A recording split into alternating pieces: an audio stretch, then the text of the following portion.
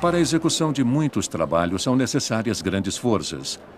A energia requerida para tais instalações e máquinas, em geral, é fornecida por motores.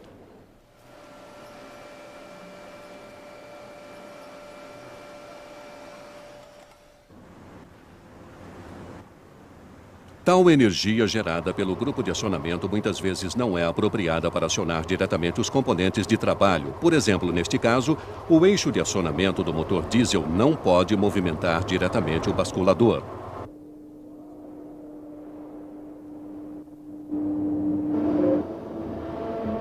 Nem tampouco o motor elétrico poderia mover esta prensa. Portanto, a energia deve ser transformada e posteriormente conduzida ao local onde será executado o trabalho. A hidráulica, por exemplo, é responsável pela transmissão de forças e pelo comando de movimentos, aproveitando-se de uma série de propriedades físicas dos líquidos.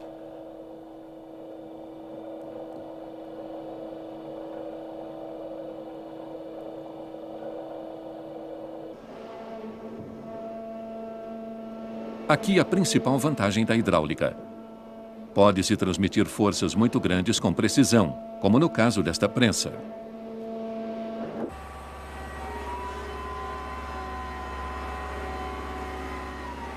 Acionamentos hidráulicos proporcionam uma boa relação peso-potência, uma vantagem nas instalações móveis.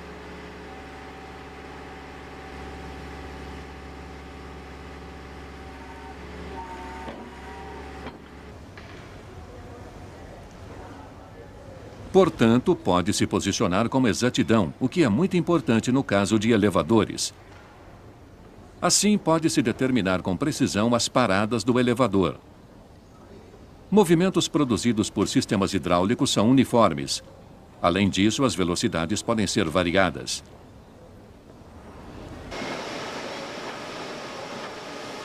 No caso desta serra mecânica, o avanço é mais lento do que o retorno.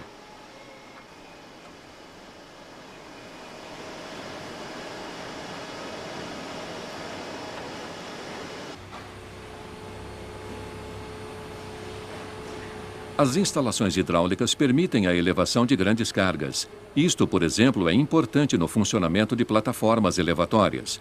Neste caso, pode-se proteger o sistema contra sobrecargas de forma simples e eficiente.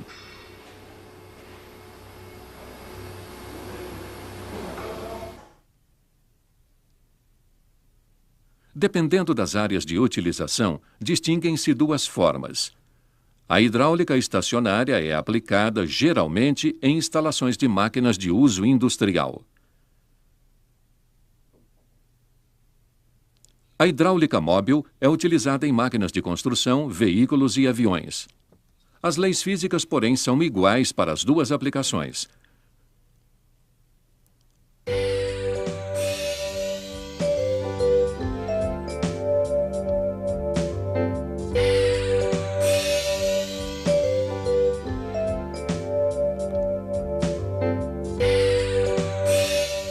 O fluido hidráulico tem várias funções. Primeira, deve transmitir energia de pressão.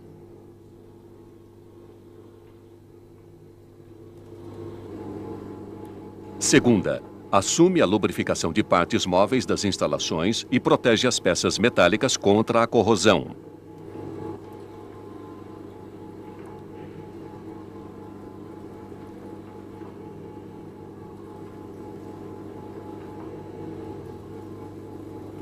Terceira, deve eliminar o calor gerado pelo atrito do fluxo de óleo nas instalações hidráulicas.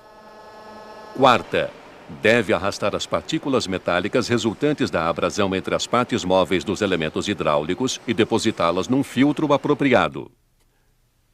Quinta, os líquidos têm diversas propriedades que devem ser observadas durante sua aplicação, como fluidos hidráulicos.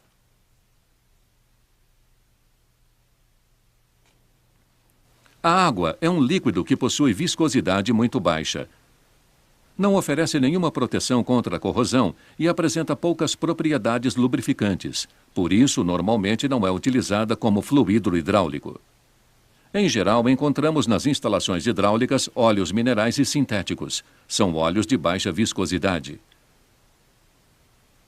Neste caso, temos um óleo de alta viscosidade, em outras palavras, um óleo grosso. Aditivos podem alterar as propriedades físicas de óleos hidráulicos, tornando-os adaptáveis às mais variadas condições de utilização. A propósito, os óleos hidráulicos, diferentemente do ar, são pouco compressíveis, 0,7% do volume aproximadamente. Este é mais um motivo para obtermos grande precisão nos movimentos realizados por equipamentos hidráulicos.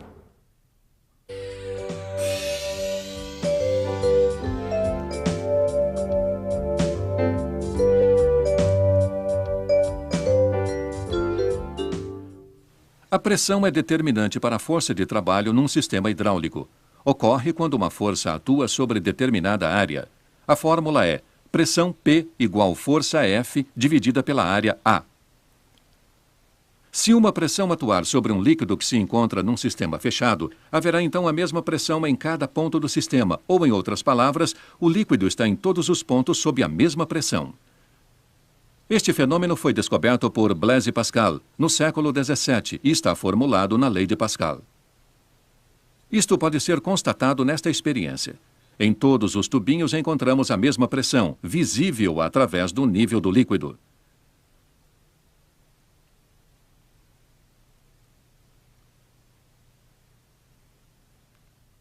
Na prática, isto significa que a força que atua num ponto do sistema hidráulico pode ser aproveitada em outro ponto, uma vez que a pressão propaga-se de forma regular.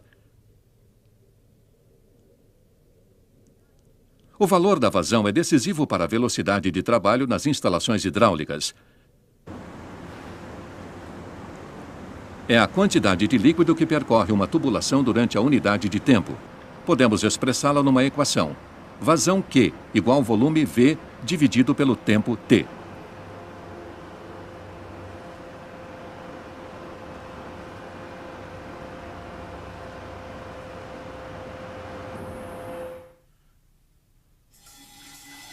Se necessitamos de 10 segundos para encher um recipiente de 2 litros, a vazão é de 12 litros por minuto, ou 0,2 litros por segundo.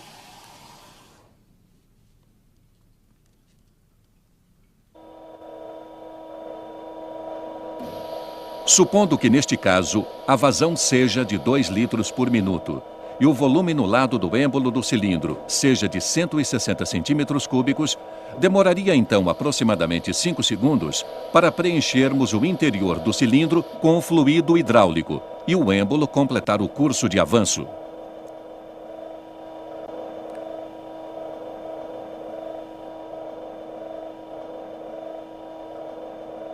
Tendo-se uma vazão de 4 litros por minuto, o êmbolo avançará com velocidade dobrada. Portanto, concluímos que variações da vazão influenciam a velocidade de trabalho dos acionamentos hidráulicos.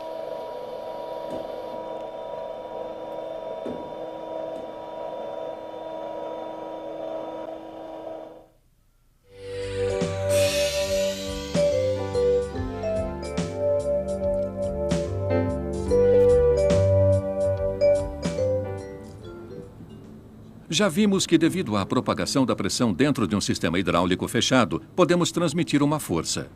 No caso de duas áreas de atuação iguais, isto é, com diâmetros iguais de êmbolos, a força ativa à esquerda é igual à da direita.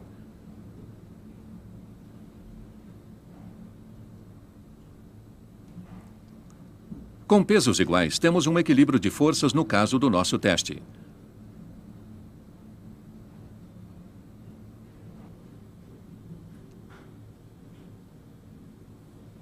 Porém, sendo a relação das áreas dos êmbolos 1 por 3, precisamos triplicar a carga do lado direito para, deste modo, manter o equilíbrio do sistema.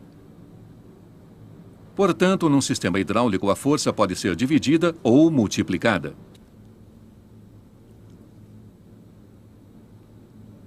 O mesmo conceito aplica-se para o curso. Temos aqui nos 2 cilindros as mesmas áreas de êmbolos. Descendo o êmbolo esquerdo até um certo ponto, o êmbolo direito sobe pelo mesmo valor. Tendo o êmbolo direito, porém, uma área 3 vezes maior que o esquerdo, este último percorrerá apenas 1/3 do curso percorrido pelo cilindro esquerdo. Desta forma, podem ser movidas grandes massas com um esforço relativamente pequeno, como no caso de um macaco hidráulico. Em um lado, força pequena e curso grande. No lado oposto, carga grande e curso pequeno.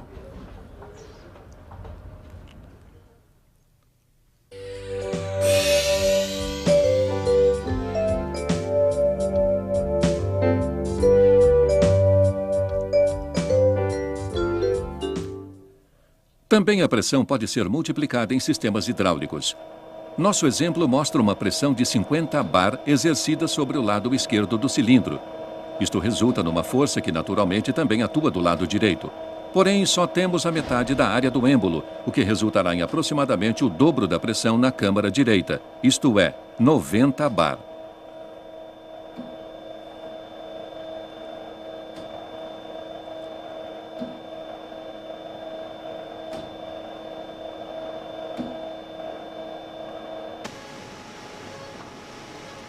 Na prática, a relação de transmissão da pressão somente é aplicada quando se necessita de pressões altas em pontos isolados. Por exemplo, no caso deste cilindro. Desta forma, os custos elevados da instalação de alta pressão podem ser eliminados.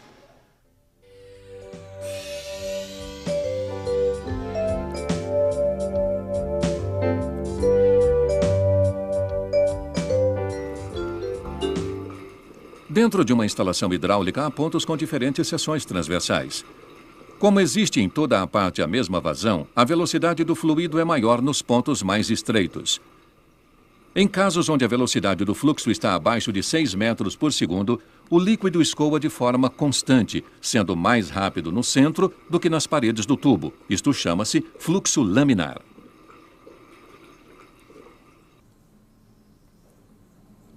O ponto de estreitamento da seção transversal do tubo, denominado estrangulamento, aumenta a velocidade do fluxo.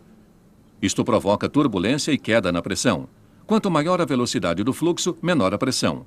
Nosso teste demonstra tal conceito com clareza. No tubinho do meio, acima do ponto de estreitamento, a coluna de água está mais baixa, portanto, aqui a pressão é menor. Em casos extremos, a pressão pode cair tanto que ocorre uma depressão. Então, formam-se bolhas de vapor de óleo que, ao passar por um estreitamento, implodem causando ondas de choque e arrancando partículas do material no ponto de passagem. Esse efeito é denominado cavitação e ocasiona fadiga e danos ao material. Na prática, tal fenômeno ocorre principalmente na sucção das bombas, superfícies rebaixadas de componentes e em flancos internos nas válvulas, sempre onde os pontos de estreitamento são mais acentuados.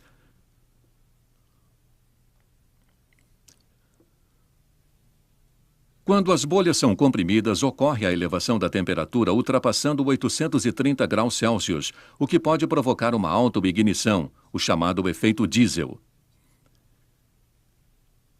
Isto produz danos ao sistema e causa o envelhecimento precoce do óleo hidráulico.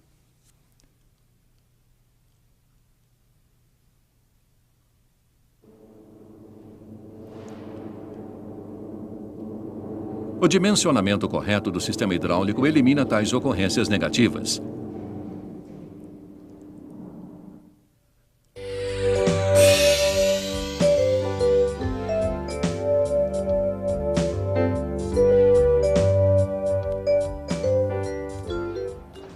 Um sistema hidráulico recebe a sua energia de uma fonte externa. No caso deste macaco hidráulico, a sua fonte de energia seria o homem.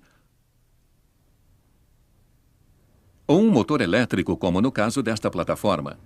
Seguimos com o exemplo desta plataforma elevatória. A energia de um motor elétrico é transformada em energia hidráulica através de uma bomba de engrenagens. O meio de transporte para essa energia é o óleo hidráulico. O elemento de trabalho nesta plataforma é o êmbolo de um cilindro hidráulico.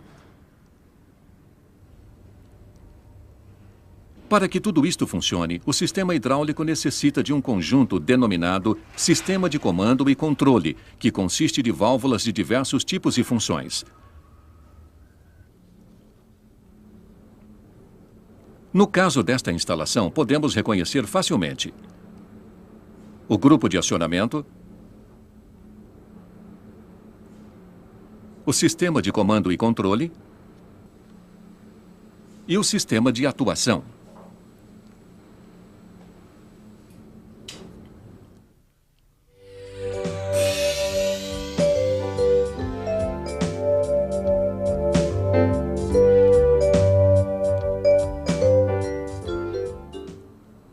No grupo de acionamento, a energia mecânica é transformada em energia hidráulica e o fluido hidráulico é armazenado. Suas partes principais são o motor de acionamento, válvula de segurança, reservatório de óleo e a bomba.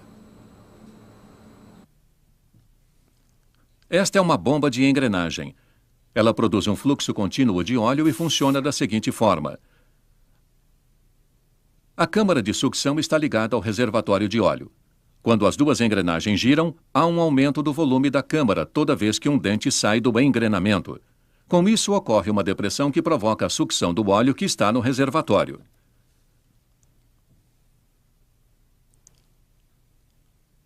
Desta forma, o óleo é conduzido à câmara de pressão encerrada entre os dentes da engrenagem e a parede da bomba.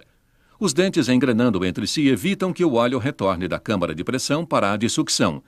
Agora o óleo sai da câmara de pressão e entra na tubulação.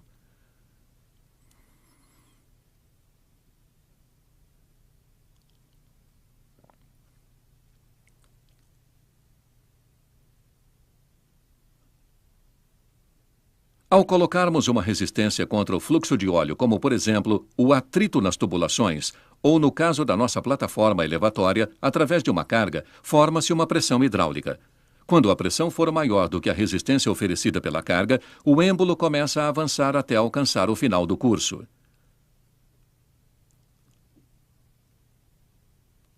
Como a bomba continua a fornecer óleo ao sistema, haverá um aumento de pressão com consequente risco de acidentes.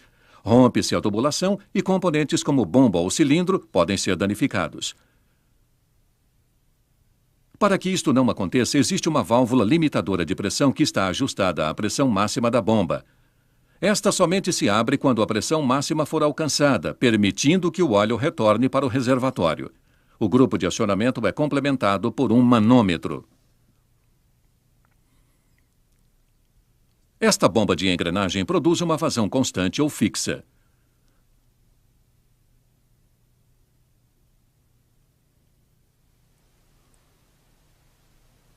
O reservatório de óleo de um sistema hidráulico tem várias funções. Primeiro, ele armazena o óleo que será fornecido para o sistema e recebe o óleo sem pressão da tubulação de retorno. No reservatório, o óleo é resfriado e partículas resultantes de desgaste, bem como água e ar, são eliminados. Para que o tempo de permanência do óleo seja suficiente, o reservatório deve ter uma capacidade volumétrica adequada.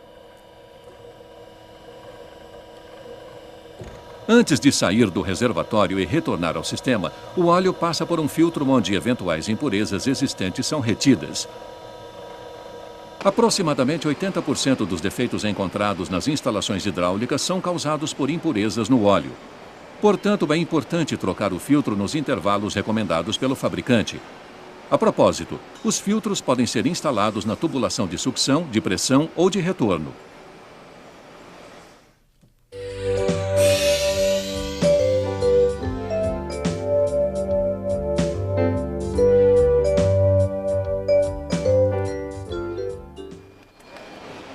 Existem atuadores hidráulicos que transformam energia hidráulica em movimentos lineares.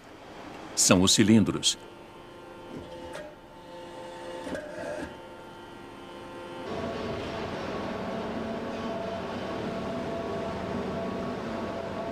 Atuadores rotativos, ou também denominados motores hidráulicos, produzem um movimento giratório.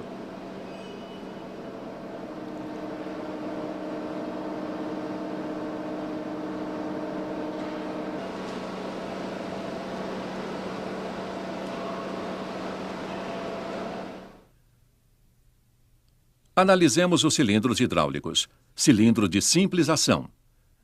Este é um cilindro de simples ação com seu símbolo. Tem apenas uma conexão de trabalho. É assim que ele opera. Quando o óleo vai fluir para a câmara traseira, gera-se uma pressão de trabalho e o êmbolo avança. Este cilindro exerce força em apenas uma direção. Mesmo reduzindo-se a pressão do óleo, nada acontecerá. O êmbolo é recolhido somente quando uma força externa atua.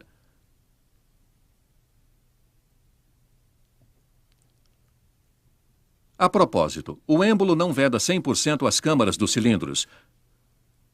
Por isso, com o tempo, vaza um pouco de óleo para a câmara sem pressão. Este óleo retorna por meio de um dreno ligado ao reservatório.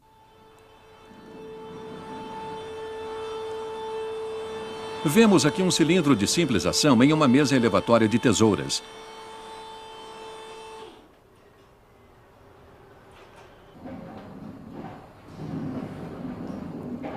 O retorno ocorre por força externa, isto é, através do peso da plataforma. Mas também existem cilindros de simples ação com retorno por força de mola. Este cilindro, por ocasião do avanço, produz uma compressão na mola e retorna por ação da mesma.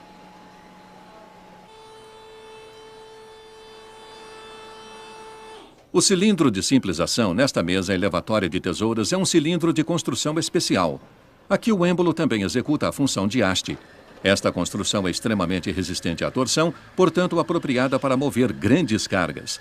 Por isso é comum a utilização deste cilindro em plataformas elevatórias. O cilindro de dupla ação. O cilindro de dupla ação é reconhecido por suas duas conexões de trabalho.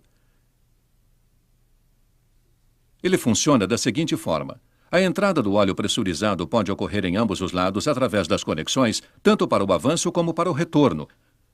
Assim, pode executar força nos dois sentidos, isto é, avançar e retornar.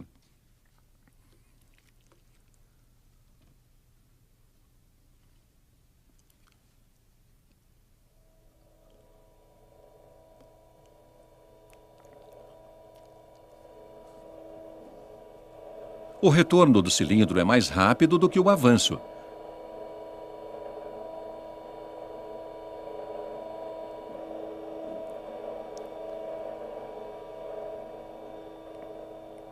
O que provoca esse fato?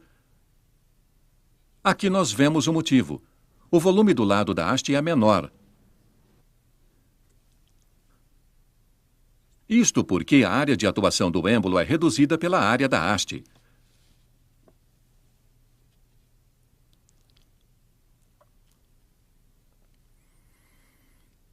Na prática, muitas vezes são usados cilindros onde a relação de áreas do êmbolo é de 2:1 e, consequentemente, a relação de volume das câmaras traseira e dianteira também. Este cilindro denomina-se cilindro diferencial. Quando a força F1 igual P vezes A e a força F2 igual P vezes A sobre 2, significa que a força na hora do retorno é a metade da força do avanço.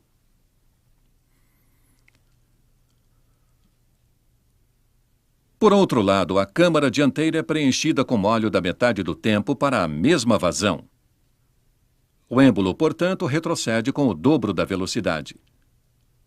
Também a vazão do óleo que sai é o dobro, porque no mesmo tempo a quantidade maior de óleo da câmara traseira deve sair. Com isso ocorre uma pressão dinâmica. Tais características físicas devem ser consideradas na ocasião da escolha do cilindro. No caso deste cilindro de uma prensa, a haste do êmbolo tem quase o mesmo diâmetro do que o próprio êmbolo.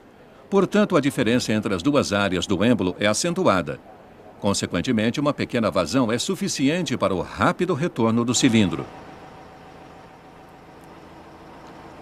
Nesta direção hidráulica, tanto para a direita quanto para a esquerda, os movimentos devem ter a mesma velocidade. Por isso, empregou-se um cilindro de haste passante, que apresenta a vantagem adicional de movimentar cargas em ambos os sentidos.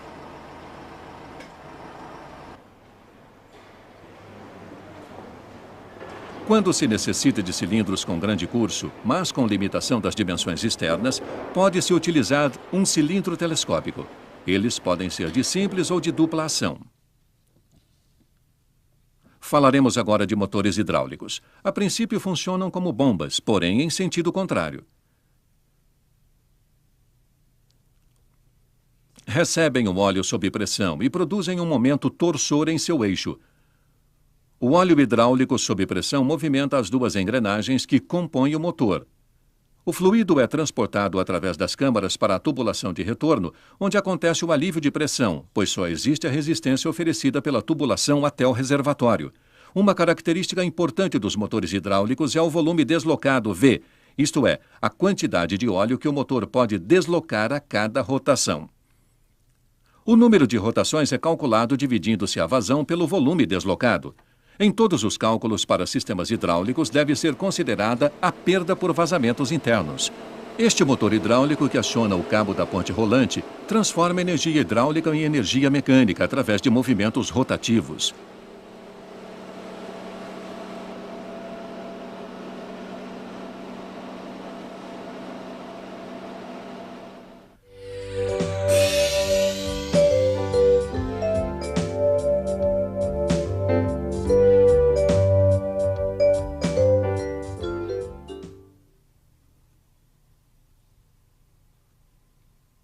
Vimos que entre o grupo de acionamento e o sistema de atuação, o sistema de comando e controle faz com que a instalação funcione de acordo com as funções esperadas.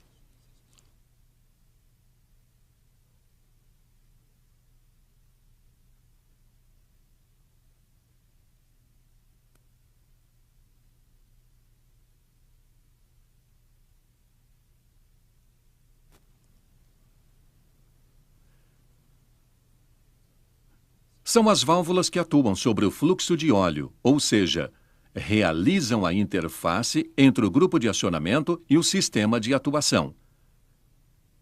Elas bloqueiam o fluxo,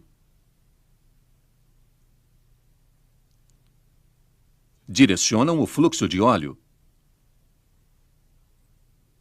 controlam a vazão. Neste caso, vemos uma válvula de assento controlando o fluxo do óleo.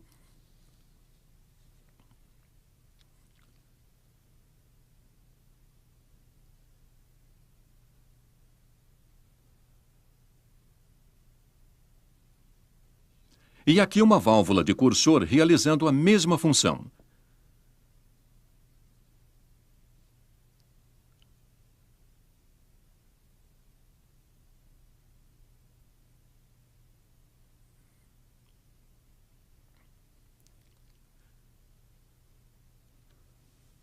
No caso das válvulas de assento, uma esfera ou cone é pressionado contra o corpo da válvula e com isso bloqueia a passagem do óleo. Válvulas de assento apresentam melhor vedação e são construídas geralmente como válvulas de 2 ou 3 vias.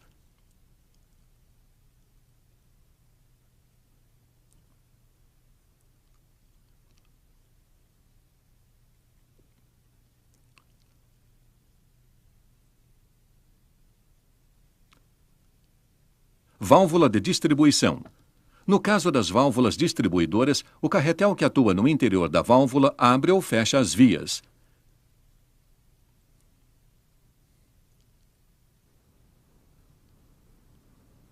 Existem várias maneiras de acionar as válvulas hidráulicas.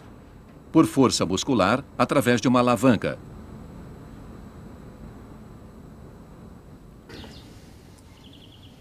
Ou com um pedal.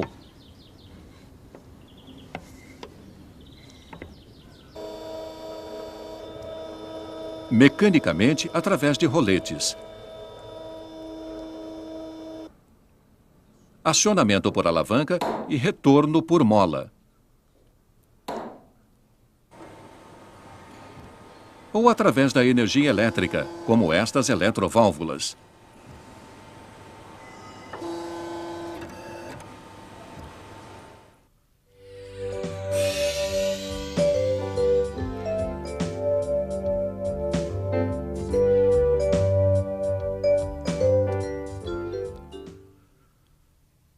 Válvulas direcionais têm a função de comandar o sentido de fluxo do óleo hidráulico. Esta é uma válvula de duas vias, com seu símbolo. Ela tem 2 conexões e 2 posições de comando. Sua denominação deve-se a este fato. Funciona da seguinte maneira. Numa posição de comando, a passagem do óleo fica bloqueada. Na outra posição, é liberada.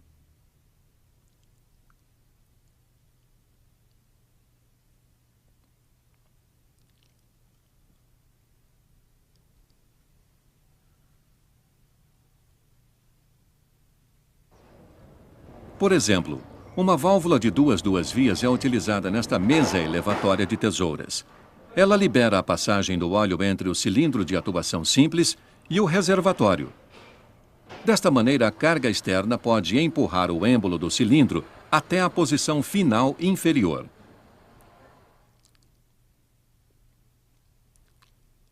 A válvula de duas vias também tem duas posições de comando, porém, 3 conexões. Por exemplo, uma ligada à bomba, uma para o atuador e a outra ligada ao reservatório. Neste caso, a conexão da bomba está bloqueada, estando a válvula desacionada. Comutando-se a válvula, o óleo escoa para o cilindro, o êmbolo avança. Desacionando-se a válvula, interrompe-se o fluxo do óleo pressurizado. No caso do nosso exemplo, uma força atuando externamente empurra o êmbolo até a posição final de recuo. E com isso, o óleo hidráulico volta ao reservatório, pois a via para retorno está aberta na válvula.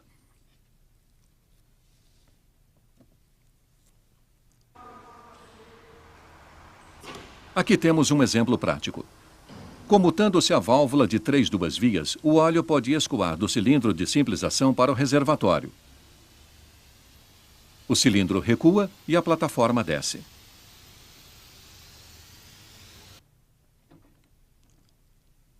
Esta é uma válvula com 4 vias e 2 posições de comando. Aqui foi acrescentada mais uma via de trabalho.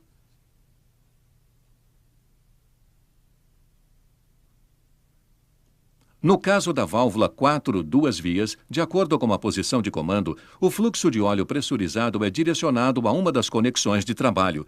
Isto quer dizer que com esta válvula, por exemplo, pode-se movimentar um cilindro de dupla ação. O óleo pressurizado é dirigido à câmara traseira e o êmbolo avança. O óleo da câmara dianteira escoa pela válvula 2 vias para o reservatório. Comutando-se a válvula, inverte-se a direção do fluxo. O êmbolo recua. Portanto, estando a válvula em sua posição inicial, o cilindro avança.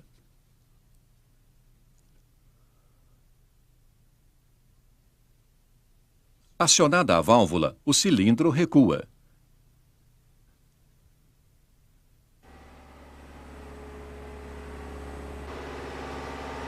Isto também ocorre aqui.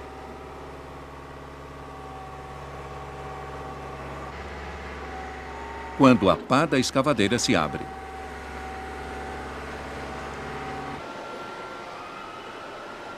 No caso desta válvula de 2 vias, acontece o contrário. Em sua posição inicial, o cilindro está recuado. Acionando-a, ele avança.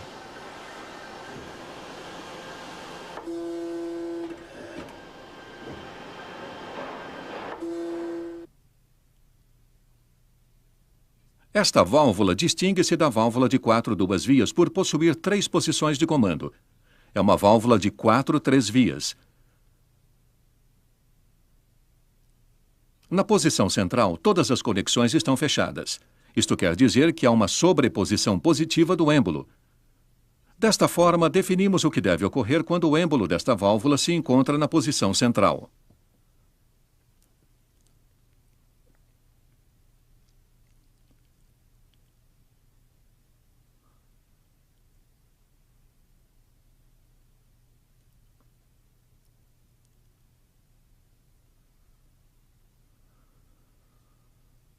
Com esta válvula, os movimentos do êmbolo podem ser bloqueados em qualquer ponto do curso e também invertidos.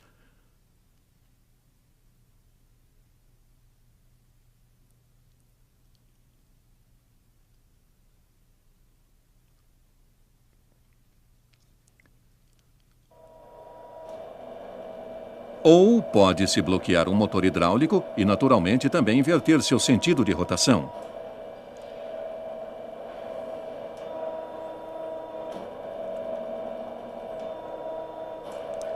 Este é o símbolo de uma válvula de 3 vias com sobreposição positiva do êmbolo. No caso desta válvula de 3 vias, temos uma sobreposição negativa do êmbolo. Podemos ver que as conexões de entrada e saída do óleo não estão bloqueadas na posição central do êmbolo de comando. Todas as conexões estão interligadas. A sobreposição negativa do êmbolo da válvula se faz necessária quando, por exemplo, um cilindro de dupla ação deve ser movido por uma força externa. Isto só é possível porque a câmara traseira e a câmara dianteira estão praticamente despressurizadas. Sobreposição positiva e negativa do êmbolo podem ocorrer simultaneamente numa válvula de múltiplas posições. A combinação depende do tipo de aplicação.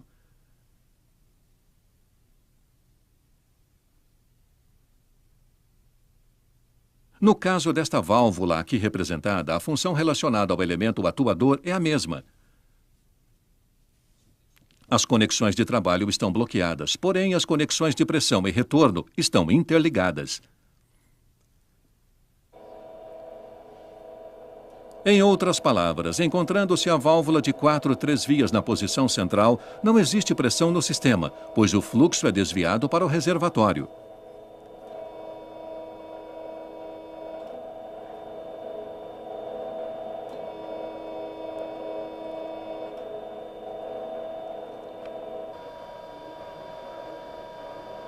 Este teste deixa claro o conceito de sobreposição do êmbolo nas válvulas direcionais. Aqui podemos verificar como uma válvula com sobreposição positiva comporta-se durante a comutação do seu êmbolo. As conexões permanecem fechadas durante a transição da mesma e somente serão abertas na posição final. O efeito. Durante a comutação da válvula, a pressão no sistema é mantida e o atuador sob carga não se movimenta. Porém, com a abertura repentina da válvula, ocorrerá um golpe indesejado na tubulação. Podemos ver claramente nesta imagem. A transição é indicada nos quadrinhos intermediários à direita e à esquerda da posição central, onde as conexões encontram-se bloqueadas.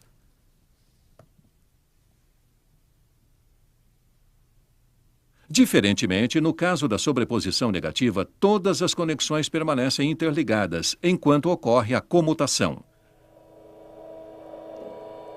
Já falamos que no cilindro de dupla ação com uma relação de áreas de êmbolo de 2:1, o cilindro retorna com velocidade 2 vezes maior que a de avanço, porém apresentando apenas a metade da força.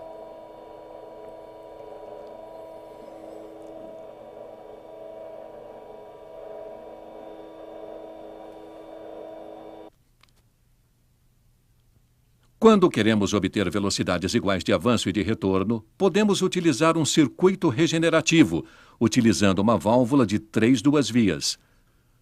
A tubulação da câmara dianteira do cilindro não é, como de costume, conectada à válvula e sim ligada à tubulação de pressão. Como vemos, existe sempre a pressão total do sistema no lado da haste. Acionando a válvula, teremos pressão tanto na câmara dianteira quanto na traseira. O cilindro se movimenta por conta da relação de áreas do êmbolo.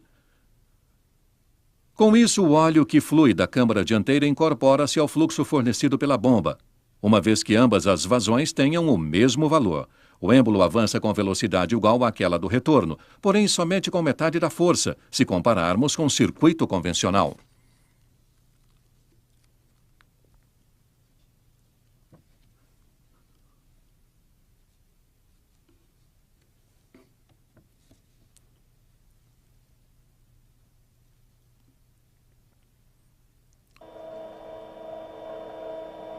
Temos aqui um circuito regenerativo aplicando-se uma válvula 4-3 vias com conexões A e B interligadas à pressão da posição central de comando.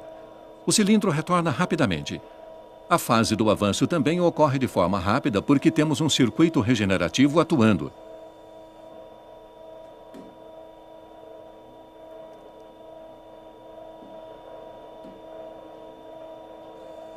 Na segunda fase, o cilindro continua avançando, mas com metade da velocidade inicial.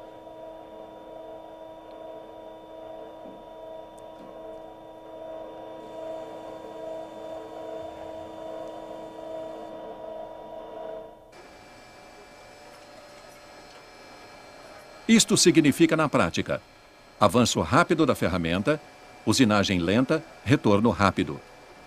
E com isso são reduzidos os tempos de operação da máquina.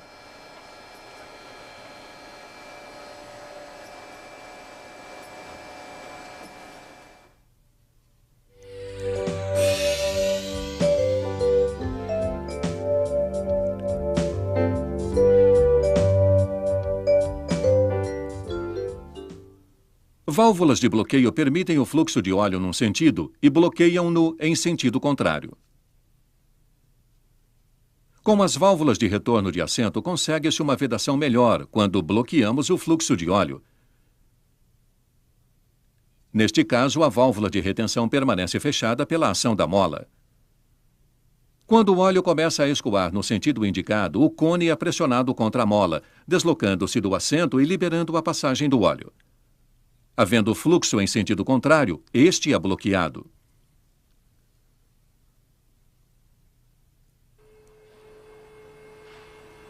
Uma válvula de retenção pode ter a função de manter a posição de uma carga. Isto quer dizer que perdas com vazamentos internos não influem na posição do cilindro. Se, por exemplo, uma plataforma for elevada, a válvula de retenção assegura que o cilindro não recue aos poucos devido a vazamentos.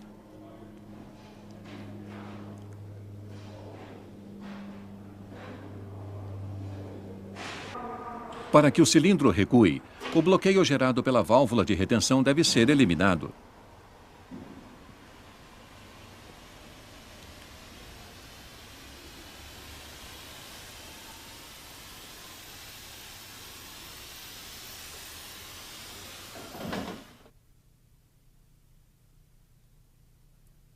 No caso de uma válvula de retenção pilotada, temos a função normal de retenção, ou seja, o fluxo é bloqueado em uma direção.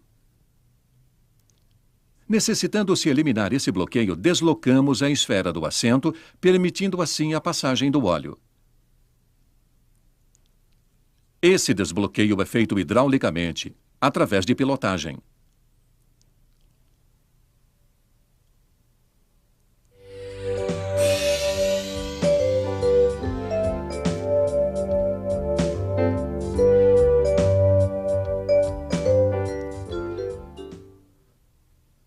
Válvulas de pressão comandam e regulam a pressão do óleo hidráulico no circuito ou em seus elementos. Existem dois tipos: as válvulas limitadoras de pressão e as válvulas reguladoras de pressão. A limitadora de pressão deve evitar que seja ultrapassado um limite pré-determinado de pressão no sistema. E isto funciona deste modo: aproximando-se do valor máximo para a pressão, a válvula começa a se abrir e parte do óleo retorna ao reservatório. Atingindo-se a pressão máxima do sistema, o fluxo do óleo é desviado para o reservatório. Com isto, evita-se o aumento da pressão acima do valor estabelecido. Caindo a pressão novamente, por exemplo, quando uma válvula direcional for comutada, a válvula limitadora de pressão se fecha. Cada circuito hidráulico é protegido pelo menos por uma válvula limitadora de pressão. Mais uma palavra referente às condições de pressão em sistemas hidráulicos. Por exemplo, durante o deslocamento de uma carga, a pressão máxima ajustada na válvula limitadora de pressão não será atingida. Isto porque a pressão de trabalho será o resultado da resistência oferecida pela carga, somada às perdas pelo atrito nas válvulas e tubulações. Perdas essas que podem chegar a 25% da pressão de trabalho. Uma situação dinâmica, no entanto, pode transformar-se numa situação estática quando o êmbolo do cilindro atingir a posição final de avanço.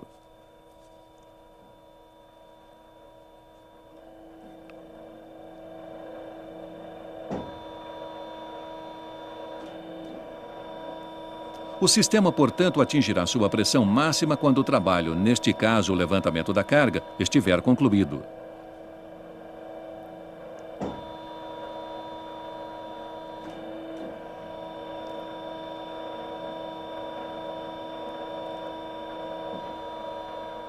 Na operação de fixar, por exemplo, atinge-se a pressão máxima pré-determinada e, consequentemente, a força máxima quando as garras sujeitarem a barra. Válvula reguladora de pressão. Se, por exemplo, tivermos um sistema com dois atuadores que devam proporcionar forças diferentes e que, portanto, trabalhem com pressões diferentes, a pressão para um dos atuadores poderia ser limitada a um valor mais baixo através da válvula reguladora de pressão. A pressão na saída da válvula atua sobre um êmbolo de comando. Elevando-se tal pressão, o êmbolo de comando é deslocado contra a mola, pouco antes de alcançar o valor máximo regulado. No caso de um cilindro, quando este alcança sua posição final, a pressão subirá. E isto faz com que o êmbolo de comando bloqueie a conexão de pressão, evitando que a pressão ajustada na válvula reguladora de pressão seja ultrapassada.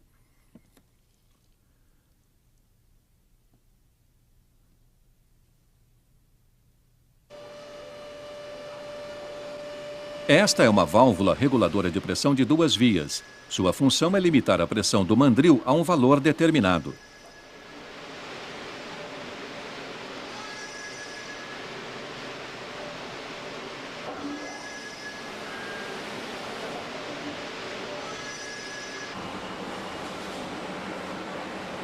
Se esta máquina tivesse uma válvula reguladora de pressão de 2 vias, aconteceriam alterações na pressão durante a laminação da rosca. Isto, naturalmente, não é desejável. Por isso, combina-se a função de uma válvula reguladora de pressão de 2 vias com uma válvula limitadora de pressão, obtendo-se dessa forma uma válvula de pressão de 3 vias que manterá constante a pressão durante a operação. Os picos de pressão são absorvidos, pois o êmbolo de comando da válvula reguladora de pressão de 3 vias liga as conexões de trabalho e de retorno. Com isto, elimina-se a sobrepressão e a pressão máxima não é ultrapassada.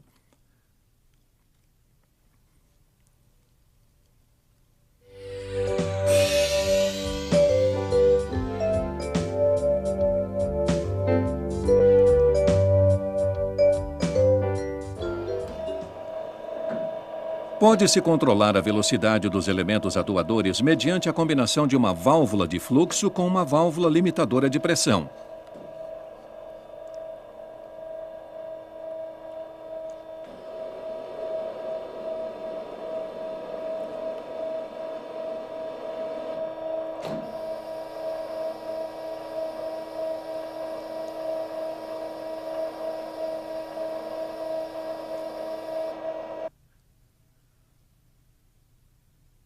As bombas de deslocamento fixo fornecem uma vazão constante.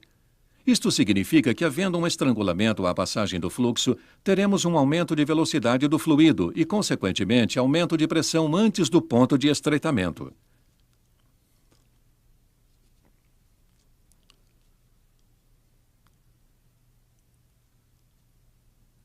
Aqui observamos a resistência oferecida por um parafuso de regulagem.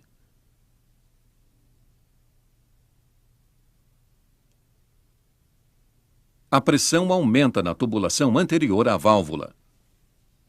A válvula limitadora de pressão começa a se abrir, dividindo-se assim o fluxo. Deste modo, uma parte escoa para o cilindro e a outra parte retorna ao reservatório.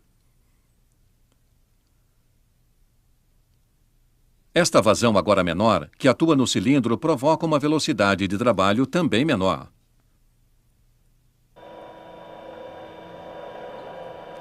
Aqui observamos mais uma característica da válvula reguladora de vazão. Quanto maior a carga, mais lento o avanço.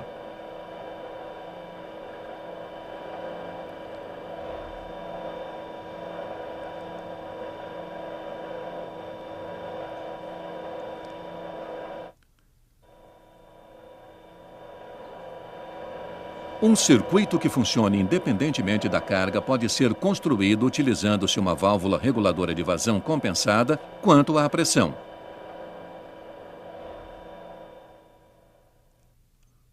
Tal válvula consiste de um parafuso de ajuste e um carretel regulador. Através do parafuso de ajuste, regula-se a vazão desejada e, com isso, a velocidade do êmbolo. Com o aumento da carga, ocorre um aumento da pressão na tubulação. Tal pressão, juntamente com a mola, atua sobre o carretel regulador que se abre em seguida, e com isso compensa o aumento da carga. Assim, o aumento da pressão não atuará sobre a válvula limitadora de pressão, pois, ao contrário, haveria uma alteração da vazão e, por consequência, da velocidade. E aqui temos um exemplo. O pré-torneamento deve ocorrer independentemente da carga, uma vez que, com um avanço irregular, a qualidade do trabalho fica comprometida. A válvula reguladora de vazão de 2 vias encarrega-se de manter a velocidade do avanço constante.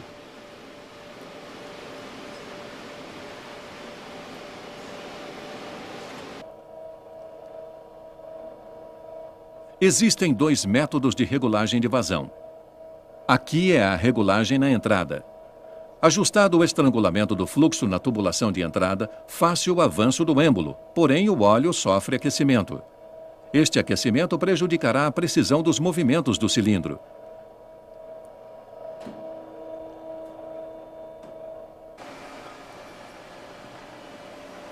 Este fato não tem relevância em algumas máquinas, mas no caso deste centro de usinagem, onde se exige precisão, o aquecimento do óleo é indesejável.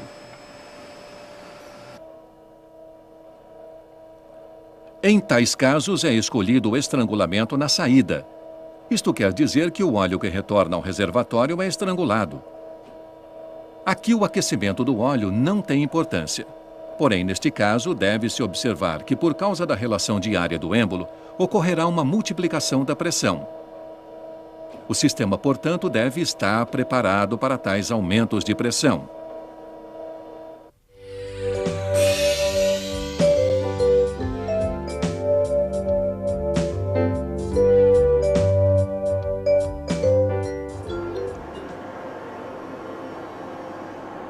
Independentemente da complexidade de um sistema hidráulico, sua metodologia de projeto é sempre a mesma.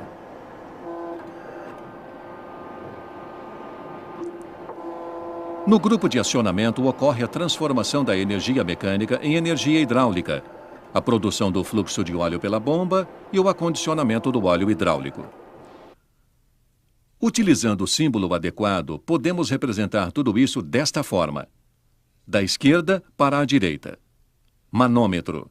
Embaixo, a válvula limitadora de pressão ajustada à pressão nominal da bomba. Motor. Mais abaixo, localiza-se o reservatório. Acima vem ainda a válvula limitadora de pressão ajustável à pressão desejada no sistema e filtro. Esta é a representação simplificada. Fornecimento de energia e válvula limitadora de pressão do sistema.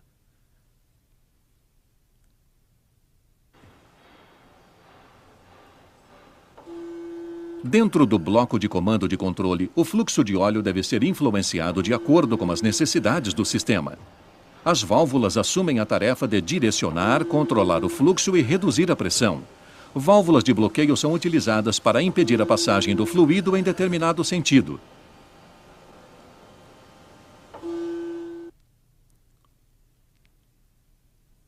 Esta é a representação do bloco de comando e controle de energia dentro do esquema hidráulico. Como vemos, as válvulas são representadas por seu símbolo e as tubulações correspondentes também estão desenhadas. Por fim, temos ainda os elementos responsáveis pelo trabalho, ou seja, os atuadores. Aqui haverá mais uma vez a transformação de energia hidráulica em energia mecânica. Com os atuadores, completamos o nosso esquema de ligações. O esquema hidráulico apresenta informações sobre a montagem e o funcionamento do sistema de maneira clara e precisa, tanto para circuitos complexos quanto simples. As características da hidráulica: grandes forças, precisão, regulagem de forças e velocidades, para citar apenas algumas. São fatores importantes para o seu emprego em muitas áreas de tecnologia da automação.